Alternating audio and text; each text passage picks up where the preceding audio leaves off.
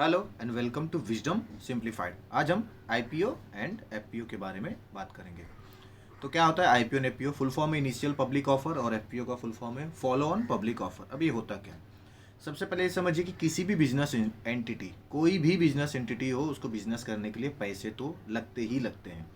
जैसे इंडिविजुअल कोई बिजनेस करे या फिर पार्टनरशिप में करो या फिर कंपनी बना लो, पैसे चाहिए, फंड तो चाहिए ही बिजनेस को फाइनेंस करने के लिए। अभी इंडिविजुअल है, मतलब अकेला ओनर है बिजनेस का, तो पैसे कहाँ से लाएगा? सबसे पहले तो खुद के पैसे डालेगा, जिसको हम कैपिटल बोल सकते हैं। कैपिटल कम पड़ रहा है तो क्या करेगा? बैंक से लोन ले लेगा। सेम चीज़ पार्टनरशिप में भी होती है। समझिए पैसे की कमी पड़ गई इंडिविजुअल को, मतलब कैपिटल भी लाया, लोन भी लाया, फिर भी पैसे कम पड़ रहे बिजनेस चलाने के लिए। तो इस केस में वो क्या कर सकता है कि सोच सकता है कि मैं चलो पार्टनरशिप फॉर्म स्टार्ट कर लेता हूँ। पार्टनरशिप में कम से कम क्या होंगे? दो पार्टनर मिल जाएंगे, तो दोनों पार्टनर्स कैपिटल लाएंगे तो बिजनेस करने के लिए और पैसे आ जाएंगे। बहुत लोग फिर क्या सोचते हैं, चलो कंपनी खोल लेते हैं। अब कंपनी में बहुत सारे शेयर होल्डर हो जाते हैं, तो बहुत सारे शेयर होल्डर से पैसे आ सकते हैं शेयर बेच बेच कर, तो और भी कैपिटल इकट्ठा हो सकता है, जिससे हम क्या कर सकते हैं? बिजनेस को फाइनेंस कर सकते हैं। तो कोई भी बिजनेस एंटिटी हो, पैसा चाहिए, बिजनेस चलाने के लिए पैसा चाहिए। सबसे पहले तो ओनर लोग से आता है, जिसको हम कैपिटल बोलते हैं, या तो हम लोन ले सकते हैं। अब इसमें आईपीओ एफपीओ क्या होता है? जैसे मान लीजिए कोई प्राइवेट कंपनी है, उसको पब्लिक होना है। आईपीओ का सिंपल मतलब होता है going public. IPO means going public.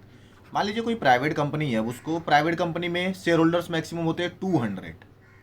Maximum share holders कितने होते हैं? 200 शेयर होल्डर्स मीन्स बोल सकते हैं कंपनी के ओनर्स। अब ज़्यादा ज़्यादा 200 लोग ओनर होते हैं, तो कंपनी को सिर्फ 200 लोग पैसा दे सकते हैं कंपनी चलाने के लिए। लेकिन अगर वो कंपनी पब्लिक बन गई, तो प्राइवेट कंपनी है तो ज़्यादा से ज़्यादा 200 लोग होंगे, लेकिन अगर पब्लिक कंपनी हो गई तो कोई लिमिट नहीं होती है शेयर होल्डर लोग की।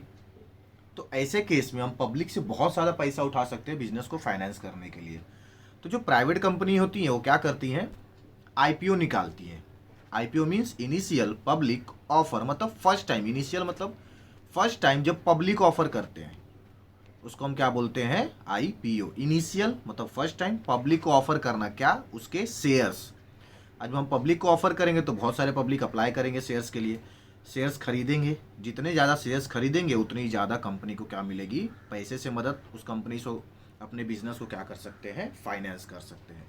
तो ये होता है इनिशियल पब्लिक ऑफर। तो फर्स्ट टाइम जब हम पब्लिक को एट लार्ज शेयर्स इश्यू करते हैं, उसको बोलते हैं initial public offer. Follow on public offer क्या होता है? मतलब फर्स्ट टाइम जब आपने कर दिया तो आईपीओ, उसके बाद जब जब आप शेयर्स इश्यू करोगे पब्लिक को, तो उसको हम बोलेंगे follow on public offer. First time में आईपीओ बोलते हैं और उसके बाद जब जब करोगे तो उसको बोलते हैं हम एफपीओ। दोनों में डिफरेंस क्या होता है? आईपीओ जो होता है ना, वो अनलिस्टेड कंपनी करती है। अनलिस्टेड मतलब जो स्टॉक एक्सचेंज पे लिस्ट नहीं है। अभी स्टॉक एक्सचेंज अपने इंडिया में कौन कौन से? बीएससी और एनएससी। जो बीएससी और एनएससी पर लिस्टेड नहीं है, मतलब जिनका नाम बीएससी और एनएससी में नहीं है, उनको हम क्या बोलते हैं? अनलिस्टेड कंपनी बोलते हैं। तो जो आईपीओ कर रहे हैं वो अनलिस्टेड होते हैं, और जो एफपीओ करते हैं वो लिस्टेड कंपनीज होती है। लिस्टेड मतलब बॉम्बे स्टॉक एक्सचेंज और नेशनल स्टॉक एक्सचेंज पे इनका नाम है।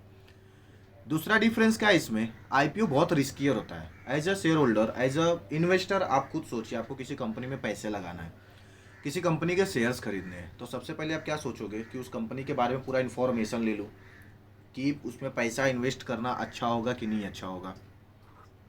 अगर आपको पता चल गया कि हाँ ये कंपनी बहुत अच्छी है, यहाँ पे पैसा लगाया जा सकता है, तो ही आप उस कंपनी में पैसा लगाओगे। लेकिन जो आईपीओ जो कंपनी बेचती है, मतलब जो करती है, वो अनलिस्टेड होती है।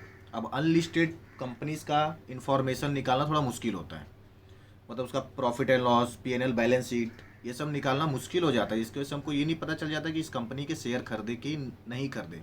ऑन दी अदर हैंड, ये जो एफपीओ करना होता है, वो कंपनीज कौन सी होती है? लिस्टेड। अब जो लिस्टेड कंपनी होती है ना, उनका प्रॉफिट एंड लॉस अकाउंट और बैलेंस शीट इजीली अवेलेबल हो जाता है।